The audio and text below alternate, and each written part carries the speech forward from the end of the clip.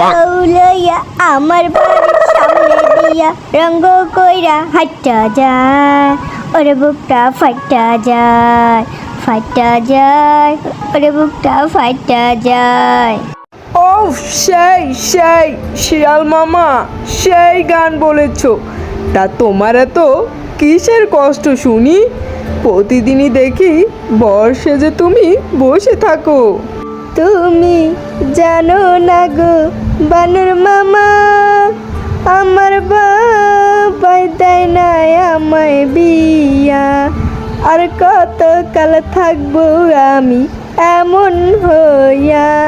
মাইরি মাইরি, প্রতিদিনই বর্ষে যে আমি বসে থাকি, আমার যে বিয়ে করতে মন চায়, কিন্তু বাবা তো আমাকে বিয়ে দেয় না। ও আরে আরে, এই কথা। তা তুমি তোমার বাবাকে মুখ ফুটে বলেছিলে কখনো, বাবা আমি বিয়ে করব? না গো বানর মামা, সে কথা এখনো যে আমার বলে উঠতে পারিনি।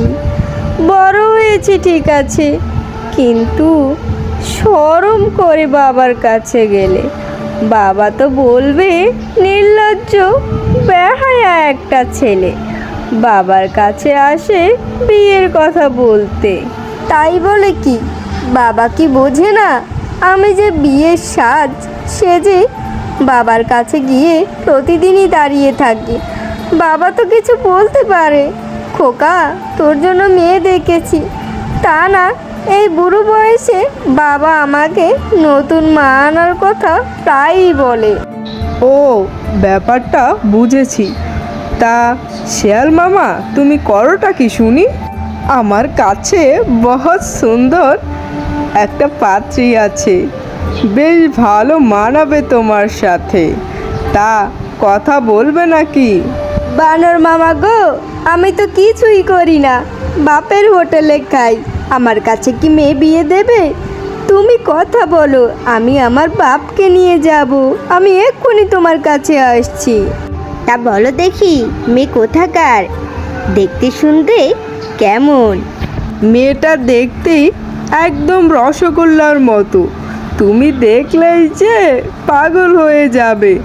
তাহলে তুমি আজই তোমার বাবার সাথে গিয়ে কথা বলো, আজ সন্ধ্যায় না হয় তোমাদেরকে আলাপ করিয়ে দেব, তার কিছুদিনের মধ্যেই বিয়ের সাজনা বাজবে। বিয়ের বাদ্য বাজনা বাজাও রে, বিয়ের বাদ্য বাজনা বাজাও রে, হয় হয় শিয়াল মামার বিয়ে রে। ওইদিকে মিসকে শিয়ালের বাবা মাঠে গরুকে নিয়ে ঘাস খেতে দেয়, আর সে তার ছেলের জন্য বড্ড চিন্তা করতে থাকে। মিসকে তার 4 বউয়ের ভিতরে প্রথম স্ত্রীর সন্তান ছিল, তার কোনো বউয়েরই সন্তান ছিল না, শুধুমাত্র বড় বউই মিসকেকে জন্ম দেয়। আর সে এক কবিরাজের কাছ থেকে তাবিজ নিয়ে মিসকে হয়, কিন্তু মিসকের কিছু অসভ্যতা আর দুষ্টুমির কারণে কবিরাজ তাকে অভিশাপ দিয়ে দেয়, যার কারণে তাকে তার বাবা এখন বিয়ে করাতে চাইলেও তাকে যে বিয়ে করানো যাবে না, কারণ সে যে এক গাছ হয়ে থাকবে। এ কথা তো মিচকে জানে না, কিন্তু মিচকেকে তো বড় হচ্ছে, এখন তো তাকে বলতেই হবে। তাই তার বাবা সিদ্ধান্ত নেয় মিচকে এলে তাকে সব বলে দেবে। কিছুক্ষণ পর মিচকে বর সেজে তার বাবার সামনে উপস্থিত হলো, আর এসেই বলে ফেললো, বাবা তুমি কি কিছু বোঝো না নাকি? তুমি তো অনেক বছর মাকে ছাড়া একা আছো, তাও তো তোমার 3টে বউ এখনো বেঁচে আছে, আর আমি তো তোমার ছেলে। আমার 3টে না থাক, একটা তো বউ থাকা দরকার। তা তুমি কি দেখছো না আমি বিয়ে করব, আমাকে বিয়ে করিয়ে দাও। ওরে হারামজাদা, তুই আমাকে 3টে বউয়ের খোটা দিস? আমার তো 3টা বউ রাখার সামর্থ্য আছে, আমি কাজ করে খাই।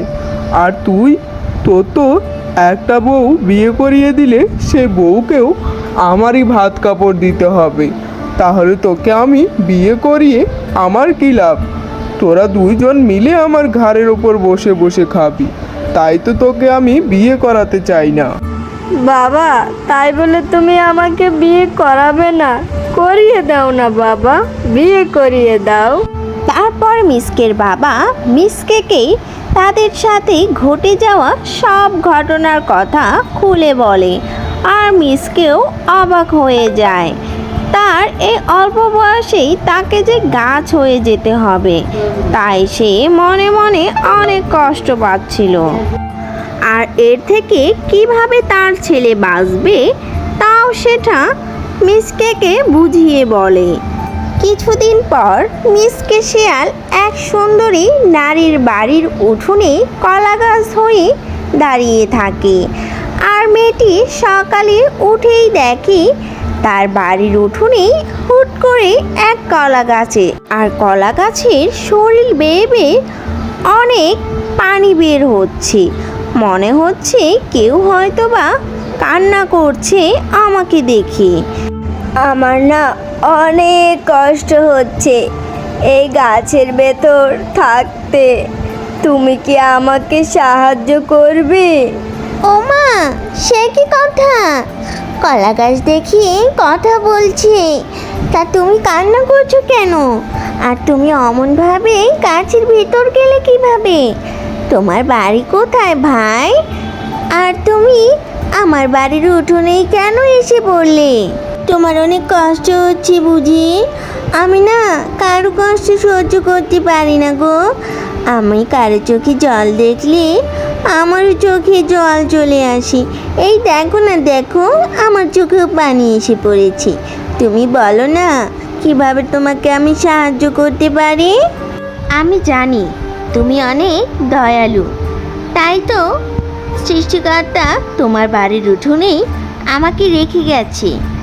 আমাকে এক অভিশপ্ত জাদুকর আমাকে অভিশাপ দিয়েছিল অনেক ছোটকালে, আর তার অভিশাপ এখন আমি বড় হয়েছি আর আমার শরীরে লেগে গেছে, তাই তো আমি গাছ হয়ে গেছি। এখন যদি আমাকে এই গাছ রূপে কেউ বিয়ে করে তাহলেই আমি মানুষ রূপে হয়ে উঠতে পারবো, আর না হয় কোনো দিনই আমি মানুষ হয়ে উঠতে পারবো না। ও ভাই, তুমি চিন্তা করো না, আমি তোমাকে বিয়ে করব। আর শোনো, আমাকে তোমার ভাত কাপড় কিছু দিতে হবে না। তুমি শুধু আমাকে আমার এই বাপের ভিটায় থাকতে দিও। অনেক ছোটবেলায় আমার বাবা মা মারা গিয়েছে, সেই থেকেই আমি এই কুঁড়ে ঘরেই আছি। আজ না হয় আমাকে তুমি পাহারা দেওয়ার জন্য আমার বাড়িতেই থেকে যাবে। থাকো না তুমি গাছ, তো কি হয়েছে, আমরা স্বামী স্ত্রীতে আবদ্ধ হব। এই বলেই কিছুক্ষণ পরেই তাদের বিয়ের আয়োজন করে ফেললো। তুমি কি আমাকে বুঝে শুনে বিয়ে করছো? আমি কিন্তু এক অভিশপ্ত গাছ। আমাদের বিয়ে হলে যদি আমি আবার আমার পুরো শরীরটা না পাই তাহলে কিন্তু তোমার এই বাড়িতে একা একাই থাকতে হবে।